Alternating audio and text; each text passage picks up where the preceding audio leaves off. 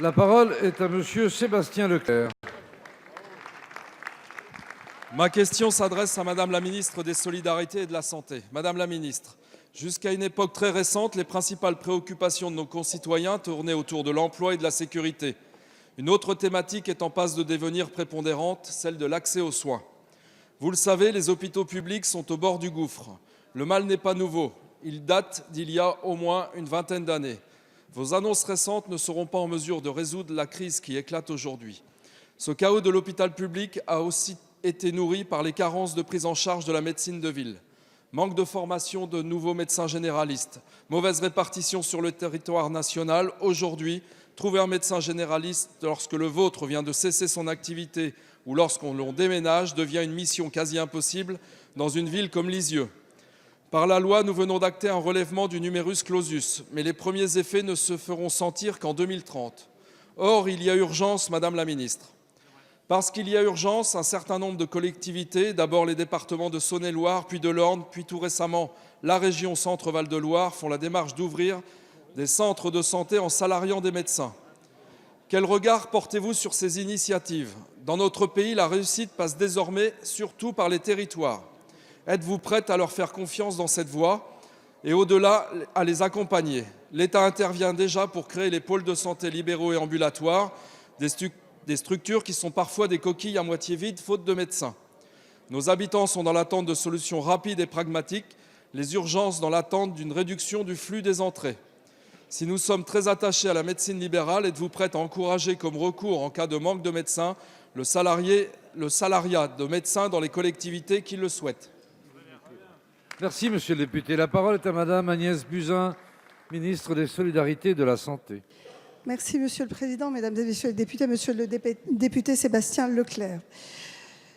Vous rappelez une réalité. Notre pays, aujourd'hui, souffre d'une démographie médicale qui n'a pas été pensée, qui n'a pas été anticipée. Cela date d'il y a 30 ou 40 ans.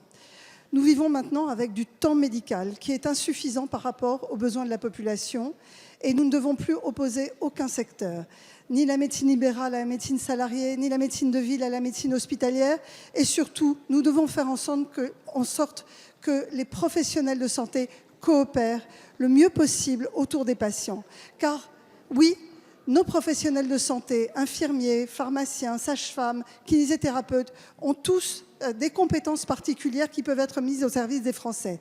Nous devons libérer du temps médical. D'abord, décharger les médecins de temps administratif, c'est ce que nous faisons avec les assistants médicaux. Favoriser des coopérations interprofessionnelles, c'est ce que nous faisons avec les protocoles de coopération. Nous faisons monter en puissance des infirmiers de pratique avancée en capacité de suivre des malades chroniques. Nous devons impérativement organiser les communautés professionnelles territoriales de santé pour que tous ces professionnels se parlent et se coordonnent et que du temps médical puisse être dégagé pour nos concitoyens. Et en réalité, nous devons être honnêtes. Il n'y a pas une solution unique pour lutter contre les déserts médicaux ou améliorer la situation de l'hôpital public. Il n'y a qu'une série de mesures qui, ensemble, permettront d'améliorer le travail au quotidien des personnels de santé, car ils sont débordés et je les soutiens évidemment dans leur engagement aujourd'hui au quotidien, mais nous devons leur faciliter la tâche en facilitant des organisations, quelles qu'elles soient, que ce soit des collectivités territoriales, que ce soit l'État, que ce soit le secteur privé, salarié ou libéral. Tout le monde est nécessaire dans cette lutte contre la désertification médicale. Je vous remercie. Merci, madame la ministre. La parole est à monsieur Jean-Luc.